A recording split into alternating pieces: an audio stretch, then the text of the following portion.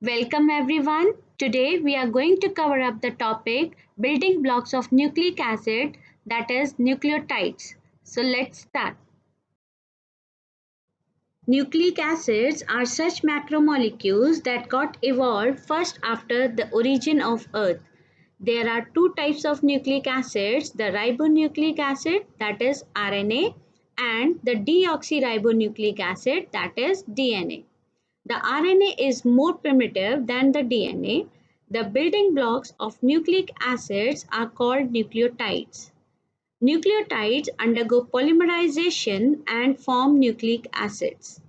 A nucleotide is made up of three components: a pentose sugar, which is ribose in RNA and deoxyribose in DNA, an inorganic phosphate residue, and a nitrogenous base, which is purine or pyrimidine. You can refer to the diagram for this nucleotide.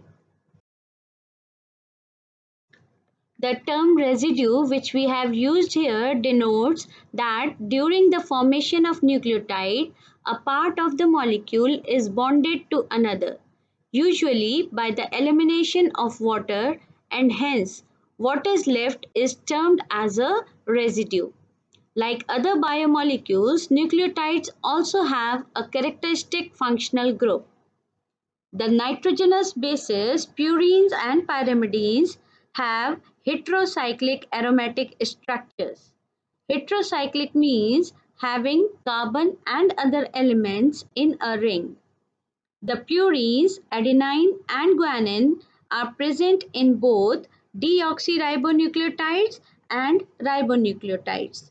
Among the pyrimidines, cytosine and thymine are present in deoxyribonucleotides, and cytosine and uracil in ribonucleotides.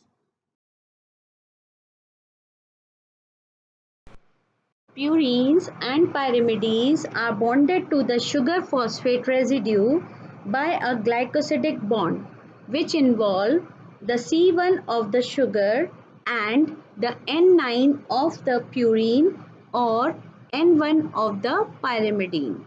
You can refer to the diagram over here, where you can find that the first carbon of the deoxyribose sugar is going to form the glycosidic bond with the purine by the elimination of water molecule. And likewise, one more water molecule is going to be released out when the phosphoric acid is going to form the bond with the deoxyribose sugar. Purines and pyrimidines are bonded to the sugar phosphate residue by a glycosidic bond, which involve the C1 of the sugar and the N9 of the purine or N1 of the pyrimidine. You can refer to the diagram over here, where you can find that the first carbon of the deoxyribose sugar is going to form the glycosidic bond with the purine by the elimination of water molecule. And likewise, one more water molecule is going to be released out when the phosphoric acid is going to form the bond with the deoxyribose sugar. The two strands of DNA associate via hydrogen bonds between chemically complementary nitrogenous bases. That means always A is going to pair with T, that is adenine is going to pair with thymine via two hydrogen bonds, and guanine is going to pair with cytosine via three hydrogen bonds. Now, let us discuss chemical properties of nucleotides. Pentose sugar is found both in DNA and RNA. Therefore, pentoses can be estimated by using Orsinol method.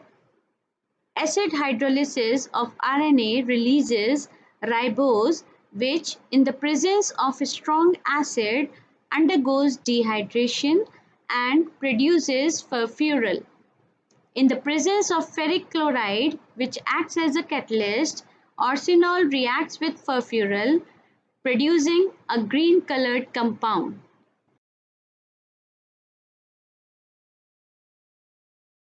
DNA can be estimated by diphenylamine reaction. The 2-deoxyribose of DNA in the presence of perchloric acid is converted into omega hydroxylevulinic aldehyde, which reacts with diphenylamine to form a blue colored complex. So that's all for about nucleotides. Thank you.